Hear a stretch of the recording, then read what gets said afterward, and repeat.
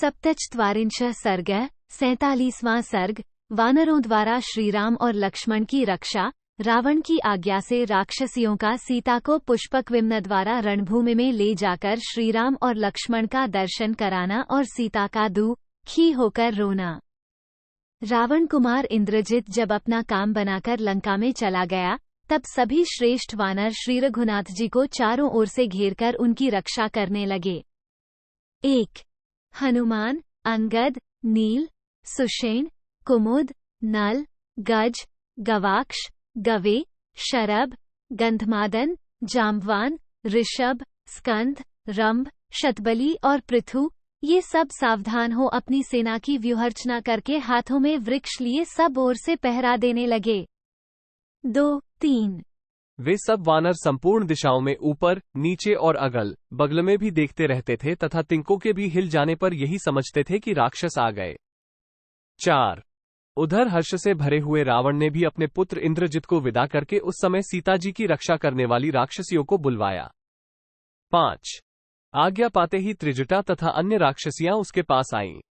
तब हर्ष में भरे हुए राक्षसराज ने उन राक्षसियों से कहा, 6.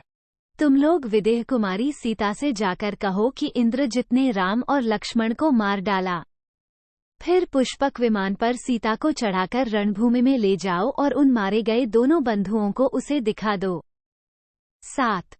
जिसके आश्रय से गर्व में भरकर यह मेरे पास नहीं आती थी, वह इसका पति अपने भाई के साथ युद्ध के मुहाने पर मारा गया। 8. अब मिथिलेश कुमारी सीता को उसकी अपेक्षा नहीं रहेगी। वो समस्त आभूषणों से विभूषित हो भय और शंकों को त्याग कर मेरी सेवा में उपस्थित होगी। 9. आज रणभूमि में काल के अधीन हुए राम और लक्ष्मण को देखकर वह उनकी ओर से अपना मन हटा लेगी तथा अपने लिए दूसरा कोई आश्रय न देखकर उधर से निराश हो विशालोचना सीता स्वयं ही मेरे पास चली आएगी। 10. 1/2 दुरात्मा रावण की वह बात सुनकर वे सब राक्षसियां बहुत अच्छा कह उस स्थान पर गईं जहां पुष्पक विमान था। 11. 1/2 रावण की आज्ञा से उस पुष्पक विमान को वे राक्षसियां अशोकाटिका में बैठी हुई मिथिलेश कुमारी के पास ले आईं।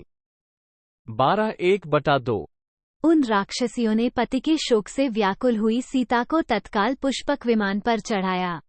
13. 1/2 सीता को पुष्पक विमान पर बिठाकर त्रिजटा सहित वे राक्षसियां उन्हें राम लक्ष्मण का दर्शन कराने के लिए चलीं। इस प्रकार रावण ने उन्हें ध्वजा पताकाओं से अलंकृत लंकोपुरी के ऊपर विचरण करवाया। 14, 15 इधर हर्ष से भरे हुए राक्षसराज रावण ने लंका में सर्वत्र यह घोषणा करा दी कि राम और लक्ष्मण रणभूमि में इंद्रजित के हाथ से मारे गए।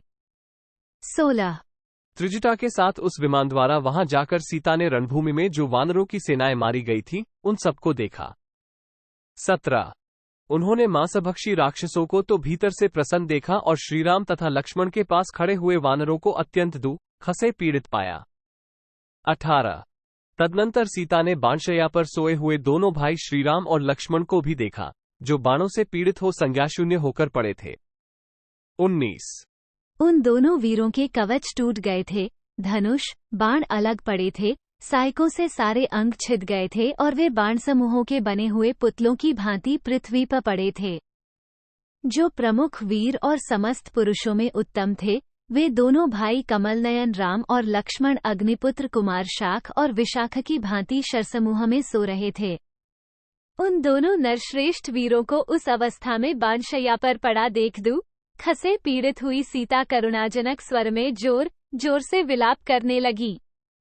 21, 22 निर्दोष अंगों वाली श्यामलोचना जनकनंदिनी सीता अपने पति श्रीराम और देवर लक्ष्मण को धूल में लोटते देख फूट फूट कर रोने लगी। 23 उनके नेत्रों से आंसू बह रहे थे और हृदय शोक के आघात से पीड़ित था। देवताओं के तुल्य प्रभावशाली उन दोनों भाइयों को उस अवस्था में देखकर उनके मरण की आशंका करती हुई वे दुख एवं चिंता में डूब गईं और इस प्रकार बोली। 24 इत्यार्षे श्रीमद् रामायणे वाल्मीकिये आदिकाव्ये युद्धकांडे सप्तचत्वारिंशः सर्गः 47 इस प्रकार श्री वाल्मीकि निर्मित आर्ष रामायण आदिकाव्य के युद्धकांड में 47वां सर्ग पूरा हुआ। 47